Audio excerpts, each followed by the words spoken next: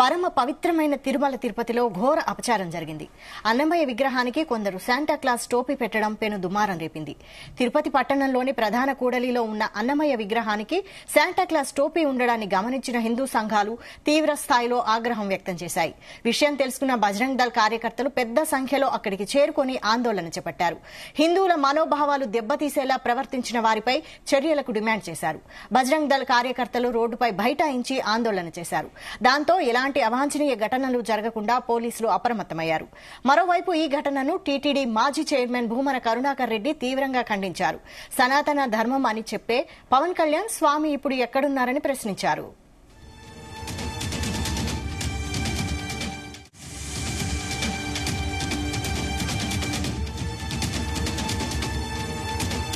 పరమ పవిత్రమైన తిరుపతి నగరంలో ఘోరాతి ఘోరం జరిగింది.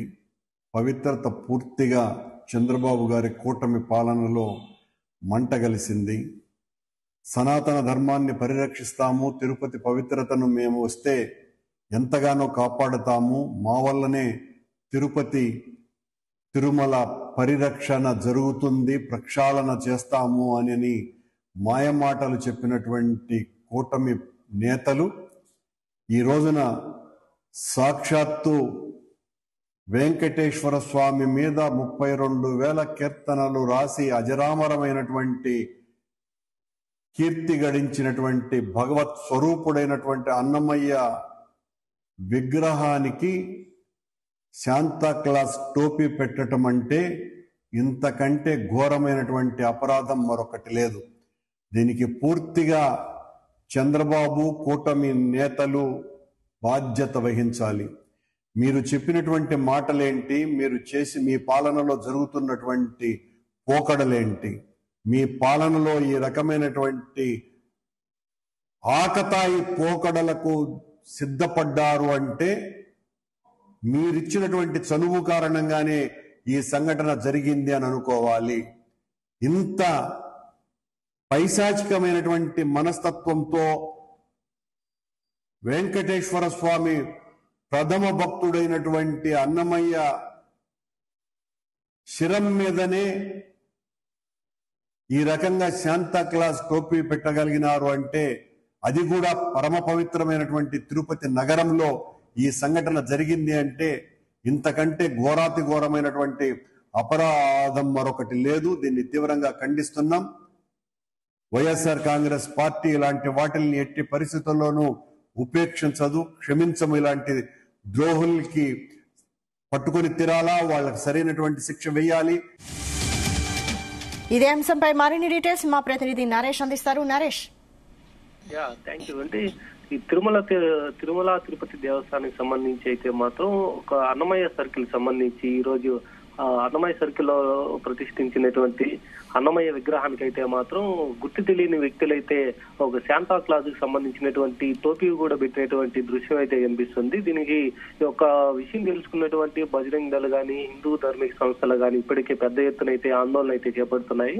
ఇక రేపు రానున్నటువంటి క్రిస్మస్ వేడుకలకు సంబంధించి కూడా కొంతమంది అగాంతకులు ఒక అన్నమయ్య విగ్రహానికి అయితే మాత్రం ఒక శాంతా క్లాజ్ టోపీని అయితే పెట్టడం ఇప్పుడు కొద్దిగా అంతా కూడా చర్చనీయాంశంగా కూడా మారినటువంటి పరిస్థితి అయితే ఉంది.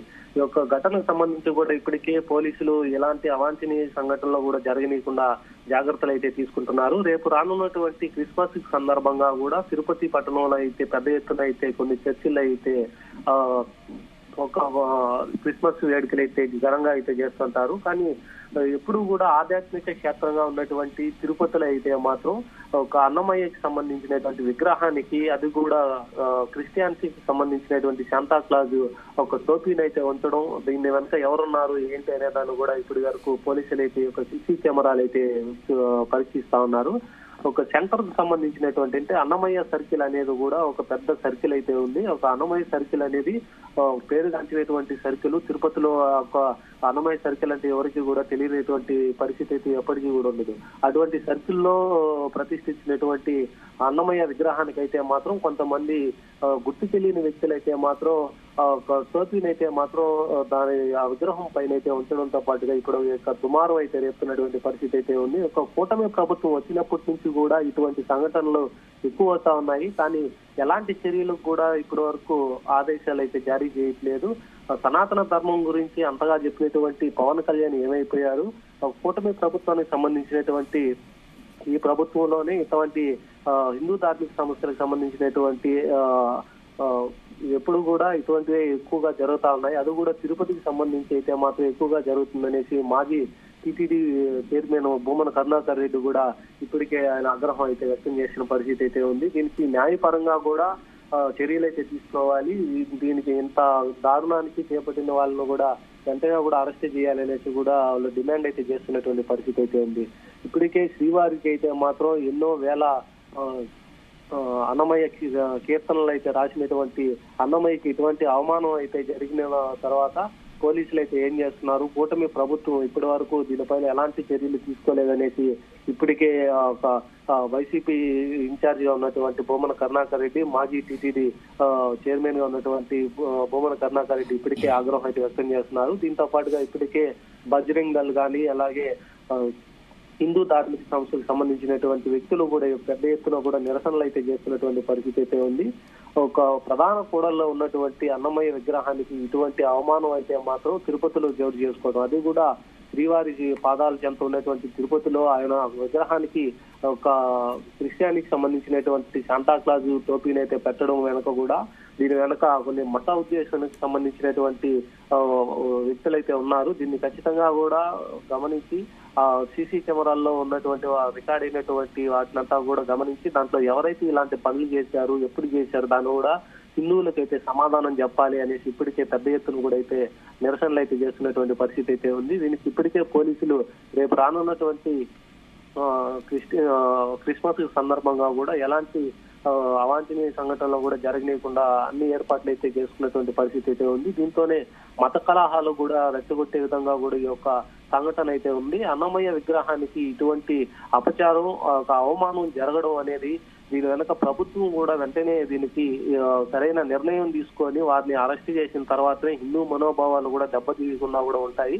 ఇటువంటి సంఘటనలు కూడా ఎక్కడా కూడా పునరావృతం కాకుండా ఉండేందుకు చర్యలు అయితే చేపట్టాలి. ఇలాగ చేసినటువంటి వ్యక్తులు వాళ్ళు మద్యం సేవించి చేశారా లేక కావాలనే మతాల మధ్య చిచ్చు పెట్టేదానికి ఇటువంటి కార్యక్రమాలు అయితే చేపడుతున్నారా అనేసి కూడా ఇప్పటికే బజరంగ్ దళ్ కానీ హిందూ ధార్మిక సంస్థలు కానీ పెద్ద ఎత్తున అయితే మాత్రం పోలీసుల్లో కూడా ఒక క్లారిటీ అయితే అడిగడం అయితే జరుగుతుంది. దీనికి మాజీ టీటీడీ చైర్మన్ భూమన కరుణాకర్ రెడ్డి కూడా స్పందిస్తూ కూటమికి సంబంధించినలోనే ఇదంతా కూడా జరుగుతున్నాయి. ఇప్పటి వరకు సనాతన ధర్మం గురించి అంతంత మాటలు మాట్లాడిన పవన్ కళ్యాణ్ కూడా దీనిపైన అయితే స్పందించాలి. ఇప్పటి వరకు ఇటువంటి ఘటన జరిగినప్పటికీ స్వయాన శ్రీవారికి సంబంధించినటువంటి ఎన్నో సంకీర్తనలు రాసినటువంటి అన్నమయ్య విగ్రహానికి ఇటువంటి అవమానం జరిగిన దగ్గర కూడా ఎలాంటి స్పందన లేకపోవడం ఒక కూటమి ప్రభుత్వం చేసినటువంటి అంటే కూటమి ప్రభుత్వం దీనిపైన స్పందించకపోవడం వెనుక కూడా దీని వెనుక కూడా ఒక క్లారిటీ అయితే ఇవ్వాలి అనేసి భూమన కరుణాకర్ రెడ్డి అయితే మాత్రం చెప్తున్నటువంటి పరిస్థితి అయితే ఉంది. ఇప్పటికే